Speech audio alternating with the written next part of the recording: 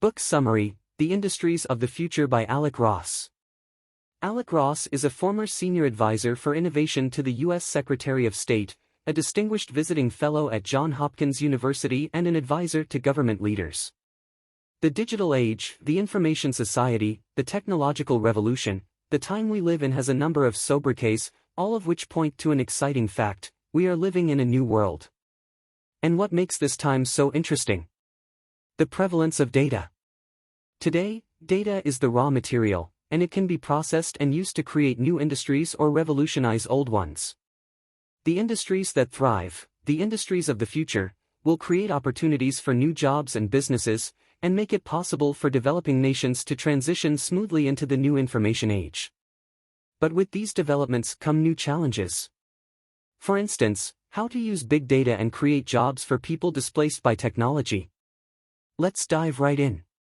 In this summary of the industries of the future by Alec Ross, you'll discover why people in Kenya prefer to transfer money by text message, how cloud computing will make robots the preferred type of labor, and why Estonia is called e-Estonia.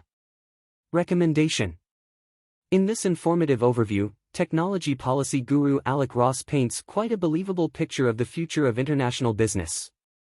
A wise and experienced guide, Ross offers balanced reporting on technological developments, discussing their practical applications in commerce, and on the economic and human consequences of technological change. As he highlights these areas, he explains where business will find ripe opportunities. He cautions that, as always, progress will create losers as well as winners. Revolutions in computing ability and robotic devices will displace quite skilled, and newly outraged, people from their professions. These transformations will also disrupt those at the bottom of the labor market, the people who often bear the brunt of change. Besides the economic implications of progress, Ross highlights moral dilemmas that technologies, such as genome and big data, generate. We recommend this measured, thoughtful look into the future of businesses, economies, and societies. Takeaways. Data are the raw material of the digital age, as land and iron were core elements in previous revolutions. Private venture capital funding for robotics totaled $341 million in 2014. Robots threaten many of the 60% of U.S. jobs in aggregating and applying information. The price of individual genome mapping is dropping fast, opening business opportunities. Genome-based precision cancer treatments, which can melt away cancer growths, may mean that people will come to see today's standard cancer treatments as primitive. The fact that 80% of Africans now have mobile phones has huge implications. For example, 25% of Kenya's GNP passes through its M-Pesa mobile payment network. In 2015, cybersecurity was a $175 billion industry, that's likely to double in 5 years. The Bitcoin-type blockchain and ledger method of verifying provenance is one way the web could revolutionize and disrupt such security-conscious sectors as law and finance. The Beijing Genomic Institute now has more sequencing machines than the entire US. The combination of domain expertise and big data technology will provide many future opportunities. The industries of the future. Key idea number 1, advances in robotics will increase efficiency, but also cost people their jobs. Can you remember your first job? For lots of people, their entry into the job market was at a cafe or a restaurant, waiting tables or serving coffee. But in the future, such jobs might not even be available. That's because the introduction of cloud computing has enabled robots to do the work of humans. For instance, advances in cloud robotics, robots' ability to upload experiences to the cloud and learn from the experiences of all other robots, mean that robots can now learn and grow faster than ever before. As a result, robots are going to be capable of completing new tasks. In fact, an Oxford University study found that 47% of all U.S. jobs are at great risk of being done by robots in the next 2 decades. For instance, the car service Uber runs a research lab that is building an automated taxi fleet, and Google's research lab, Google X, has been working on a driverless car project for 6 years. But why would we want to replace human workers with robots? Well, robots can service more people at lower prices. That's because, unlike humans, who are cheap to hire but costly to keep on staff, robots don't get paid a salary or take vacations. In fact, they can work all the time. Just consider Cybersecurity, a robotics system that oversees the sedation of surgery patients. Without Cybersecurity, an anesthesiologist can only monitor one operation at a time, and his presence adds $2,000 to the cost of the operation. With Cybersecurity, however, a single anesthesiologist can simultaneously oversee 10 operations, and his efforts only add $150 per operation. However, the value produced by robots isn't going to be equally distributed. Therefore, governments need to do something about the income people will lose. In fact, most of the savings made possible by robots will go straight to the big corporations that produce them. That means it's up to governments to redistribute part of those savings into things like social safety nets, education and skills training for the labor force displaced by robots. The industries of the future. Key idea number 2, advances in health technology will mean big changes across the globe. In the early 2000s, the human genome, that is, all of the information encoded within human DNA, was sequenced for the first time. The project cost $2.7 billion, but, since then, technological advances in genomics, the field of genome sequencing, have cut the cost of sequencing to around $1,000. But why is genomics important? Well, a better understanding of the human genome will mean better prevention and treatment of disease in general and cancer in particular. Cancer is the result of mutated DNA, which malfunctions, failing to stop the growth of unhealthy cells. With advances in technology, doctors will be able to find, and hopefully prevent, this growth earlier. For instance, a new blood sample test known as a liquid biopsy lets technicians identify even the smallest pieces of cancer DNA in a blood sample. This makes it possible to discover a tumor that's 1% the size of those an MRI can find. This new technology will mean that 47% of cancers can be detected while they are still stage 1. This is a huge advance. For instance, ovarian cancers have a 95% cure rate when in stage 1. But the present technology tends to detect such cancers at stage 3 or 4, when chances of curing the patient are just 5%. New medical technology in the developing world will mean something even more essential, connecting people to the fundamentals of healthcare. For instance, mobile communications are now present throughout Africa, but the number of doctors is quite low, standing at just 0.2 doctors per 1,000 people in Kenya. Seeing this discrepancy, smartphone-based programs could be developed to connect patients with doctors and other specialized healthcare workers who could then respond to medical questions, deliver diagnoses and checkups and monitor the progress of treatment. In fact, iNetra has produced a small plastic lens that can be attached to a smartphone and, when combined with an app, diagnose vision problems and prescribe the necessary corrective lenses. This obviates the need for a long trip to an optometrist and makes expensive machines redundant. The industries of the future. Key idea number 3, current payment methods are inefficient, but technology is changing that. Nearly every person has the same routine before leaving the house: cell phone, wallet, keys. But pretty soon, you'll only need 2 of those essential items. That's because current methods of payment are hurting business, a fact that's bound to change. For instance, credit card technology is not only complicated, but it sucks up a huge percentage of retail profits. After all, most internet companies maintain profit margins of around 5%, and about half of that gets paid out to credit card companies or service providers. For example, companies pay monthly statement fees, monthly minimum fees, gateway fees and transaction fees of between 2 and 5% per transaction. Seem like a lot of information? Well, MasterCard's policy on interchange fees is over 100 pages long. Furthermore, since most countries have low access to banking systems, people tend to rely on alternative forms of payment. In fact, in most low-income countries, simply setting up a bank account is a seriously difficult task, and securing a credit card is just about impossible. That's why Kenya developed an alternative that has since spread to 45 other countries. It's called M-Pesa, and it's a payment system that uses mobile phones. It allows anyone with a SIM card to transfer money by sending a text. And it really caught on. In fact, about 25% of Kenya's GDP moves through M-Pesa. But the best part is that it works internationally, an essential feature, since approximately $40 billion per year is sent back to Africa by workers living abroad. However, such systems are just the beginning. Technology is going to push payment to even greater heights as encrypted currencies, like Bitcoin, gain more steam. Here's how they work. Such alternative money technologies send encrypted messages that make for easier, faster payments. That kind of access means anyone can set up shop and charge for services. For instance, Airbnb and Uber are great examples of how business is becoming more distributed and local. And encrypted digital money is so safe that it can even be used to purchase a home. The industries of the future. Key idea number 4, cybersecurity is becoming increasingly important as data collection increases. It used to be that parents who wanted their kids to secure a steady career would tell them to go to medical school. Today, however, being a doctor isn't as appealing as some other professions, such as cybersecurity. Here's why. More and more data is collected and stored every day.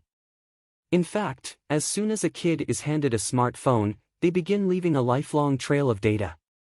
Indeed, there are now private corporations that specialize in data collection and maintain around 75,000 individual data points about the average American consumer. And with the Internet of Things, that is, the online network of normal objects like toasters and fridges and cars, this number is only going to spike. The problem is that once we create data, we have no say in how or by whom it is used. Not just that, but some companies who focus on targeted marketing sell extremely sensitive data. For instance, a company from Illinois sold lists of rape and domestic violence victims, as well as HIV/AIDS patients, to pharmaceutical companies at the bargain rate of just $79 per 1,000 names. So, since it's almost impossible to control your data, you need to be clear about what data you're making available. And that goes for individuals, companies, and governments alike, because all three are prone to cyber attacks. In fact, banks, energy companies, air traffic control systems, and just about every business that exchanges information depends on data technology.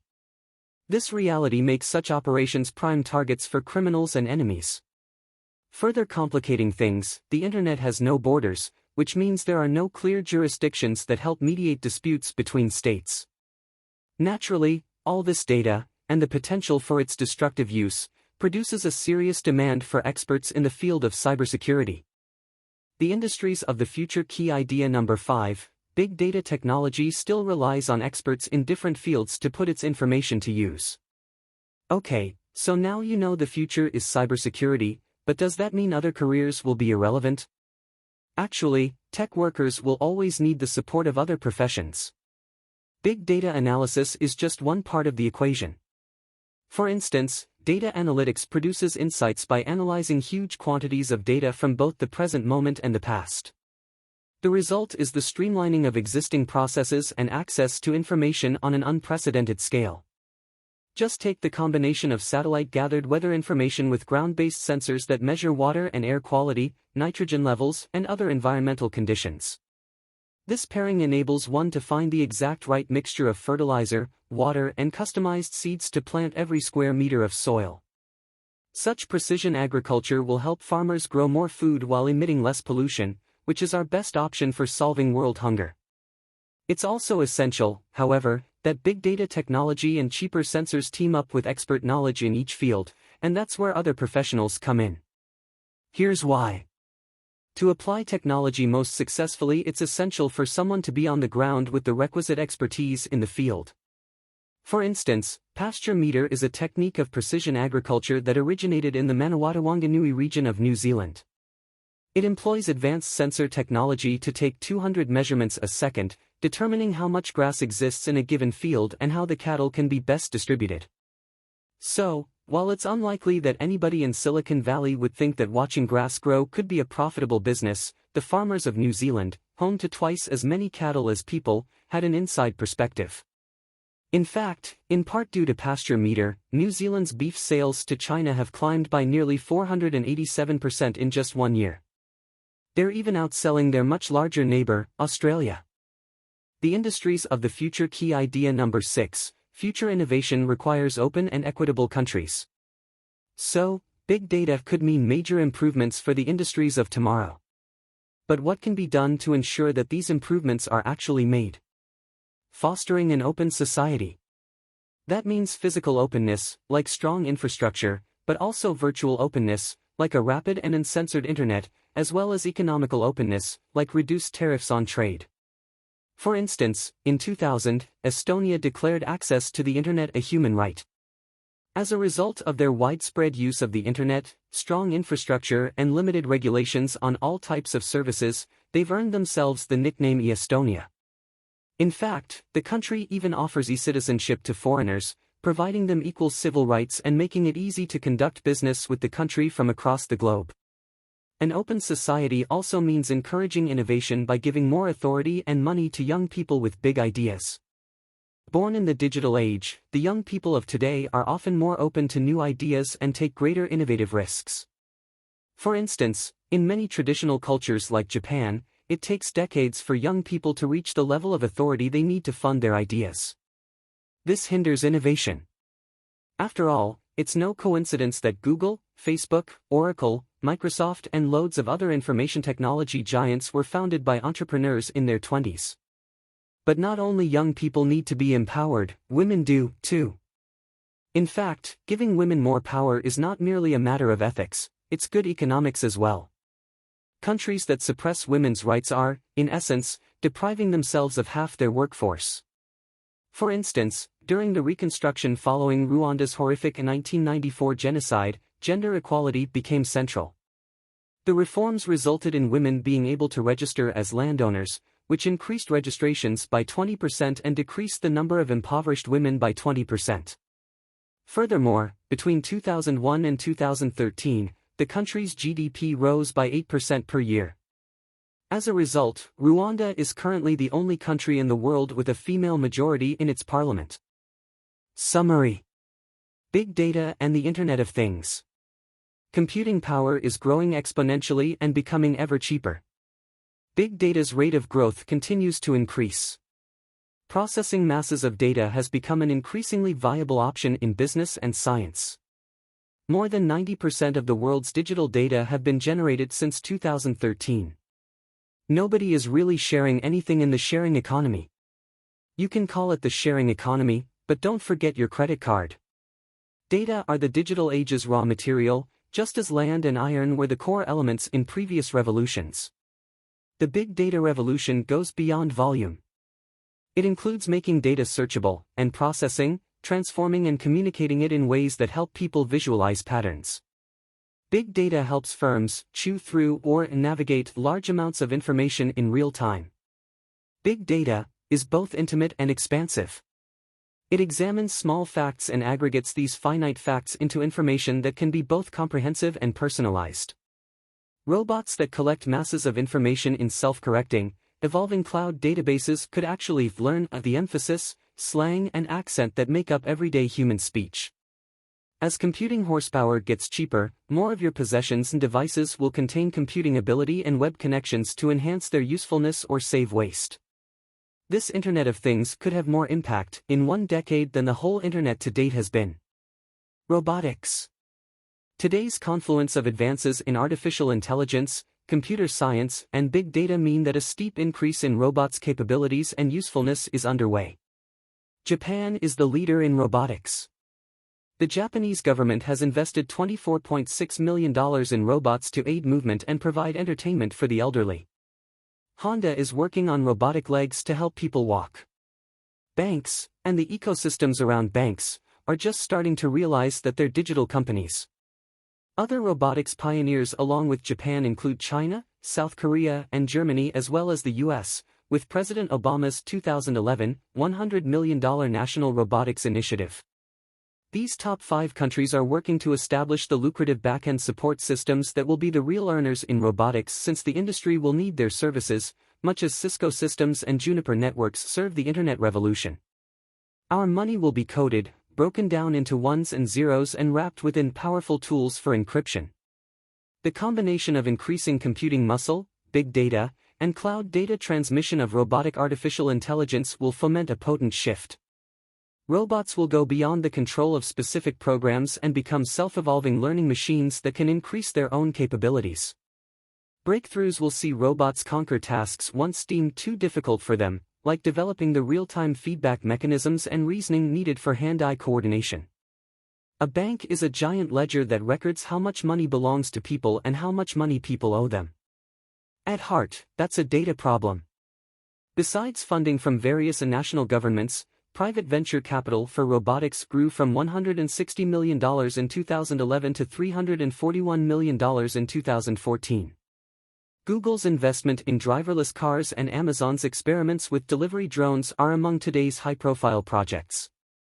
In 2013, companies bought 1,300 surgical robots for an average of $1.5 million each. Surgical robots made up 41% of the total sales value of the robotics industry. Such robots have already performed procedures on 1 million Americans. As robots become more capable and useful to the economy, they will cause a dramatic and controversial disruption in employment.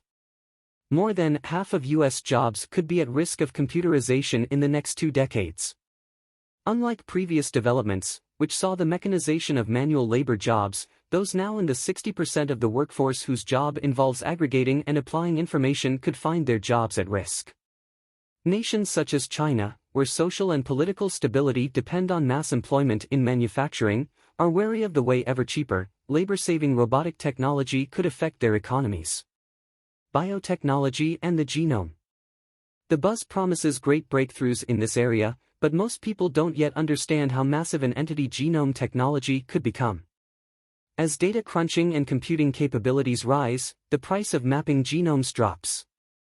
It will continue to fall rapidly, creating scalable rewards in increasingly targeted drugs and personalized diagnostics. For instance, cancer is in the sights of the genome industry, which is making great, rapid progress in early detection. As science develops precision cancer treatments that can melt away cancer growths, standard cancer treatment could come to be seen as primitive. Genome advances in treating mental health conditions also are progressing quickly. Blockchain will be to banking, law, and accountancy as the internet was to media, commerce, and advertising. It will lower costs, disintermediate many layers of business, and reduce friction. A few innovative firms already offer a commercial service that sequences a customer's DNA and provides personal health recommendations based on expert interpretation of the results. Using knowledge of the genome to modify pigs genetically to make their lungs, kidneys, and hearts compatible with human organs and suitable for harvesting could revolutionize the problematic area of human organ donation. China is working on a massive effort to become a genome research hub. Beijing's Genomic Institute now has more sequencing machines than the entire US. Mobile phones and encryption. The use of sophisticated encryption in mobile devices or cell phones opens up new alternatives for payment and commerce. Such technology could replace ATMs and wallets full of cards and cash. This codification of money and trust is important for all consumers. However, it may have a more profound effect in developing countries, especially considering that only 20 of the world's 195 nations have fully modern banking systems. The mobile phone holds the most potential for progress in the codification of money and trust. For instance, 80% of Africans now have mobile devices, adding up to 650 million mobile users. Kenya created an entire banking system using mobile phones and scratch cards. Saving money and being innovative, it leapfrogged over the creation of a traditional banking system, at least as it exists in much of the rest of the world. Airbnb has succeeded in bringing eBay's trust through algorithms and ratings model to lodging and built a business around it. Companies now use smart mobile phone technology to perform such diverse tasks as transmitting blood sample results, mapping landmines, distributing vaccines, and diagnosing vision problems. Just as many developing countries skipped setting up a landline phone infrastructure, mobile technology is helping them close the development gap in other areas, such as healthcare. There are about 1,000 security people in the US who have the specialized security skills to operate effectively in cyberspace. We need 10,000 to 30,000. Kenya's M-Pesa program is a leading example of this frugal, technological innovation. It enables Kenyans to use their mobile phones to send and receive money. Some 19 million of Kenya's 43 million people have M-Pesa accounts, and approximately 25% of Kenya's GNP passes through the network. Experts estimate that the advantages of M-Pesa lifted the income of rural households by 5% to 30%. With M-Pesa, Kenyans don't need expensive bank branches. Instead, a person with a valid ID card or passport can register with one of the thousands of stores or gas stations that provide physical cash from an M-Pesa balance. Sending money to someone else is as easy as sending a text. As a rule of thumb, the higher ranking the person in government, the more apocalyptic his or her language about cyber. Encryption technologies provide game-changing ways to trade and manage personal finances, helping the little guy by giving users the flexibility of cash while keeping their funds safe behind passcodes. The minimal 40-cent charge on remittances, compared to the 8% that standard operators assess, means more money for the recipient.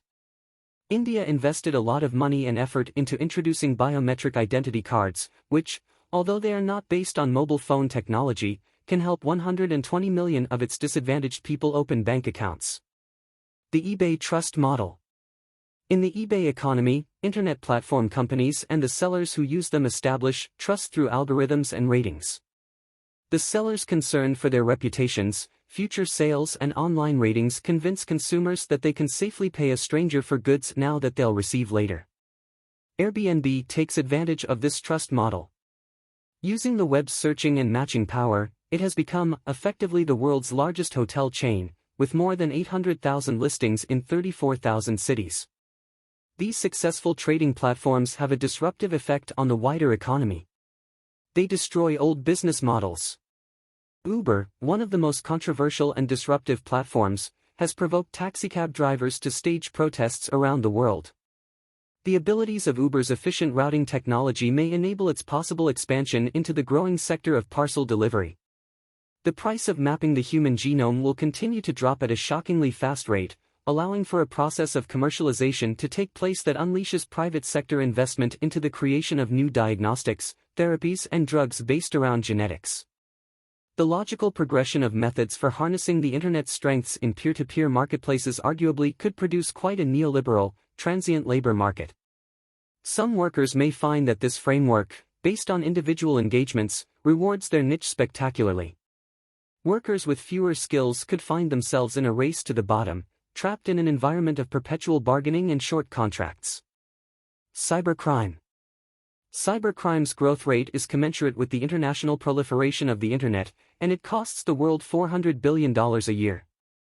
That makes cybersecurity one of the most lucrative, fastest-growing sectors of the economy. Its current value, $175 billion a year, could easily double by 2021.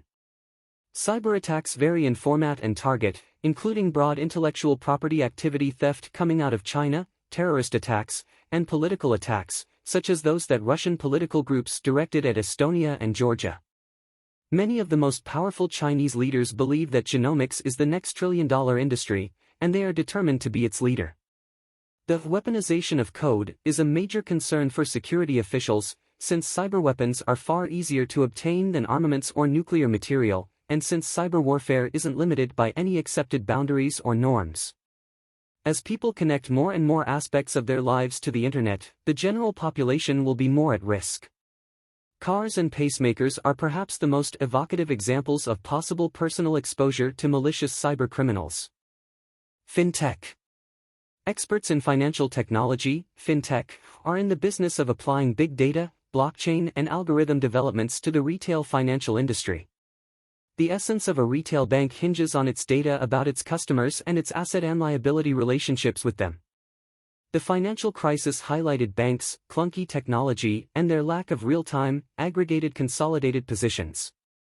This lack of hard numbers increased banking uncertainty during the fiscal crisis. A blockchain, by contrast, is the big ledger on which Bitcoin records all transactions. This blockchain and ledger method of verifying provenance and preventing fraud, as Bitcoin demonstrates, will be the magic ingredient that eventually allows such sectors as law and finance, which depend upon secrecy and trust, to follow in the Internet revolution. Such a move may render certain existing jobs and business models in those industries extinct. One Chinese CEO told me, being the center of the Internet's commercialization extended America's reign as a superpower by 10 years. For example, blockchain and ledger technology could create a walled garden behind which large companies could exchange money and information across national boundaries. Square Incorporated's new bank program, Square Capital, uses modern technology to create a more informed relationship with its business customers.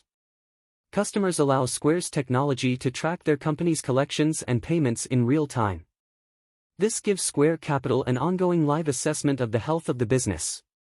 Clients can even receive loan repayments as a straight percentage that Square Capital removes live from incoming receipts. Domain expertise. Silicon Valley is the undisputed winner of the internet revolution. Other cities should not hope to create a better internet startup hub. They should instead focus on being the center of expertise for a new domain. China understands this approach and is investing resources into new high-potential domains like robotics and the genome. A city or region's domain expertise may dictate where the next clusters of future industries will succeed. London and New York want to lead on fintech. Boston is a hub for biotech. Washington, D.C. and its environs specialize in law and intelligence. Ex-government intelligence personnel often form cybersecurity firms there. Any industry that has the domain expertise to apply big data technologies will attract people determined to establish the businesses of the future. Thank you for watching. Please subscribe, like and share. See you in next videos.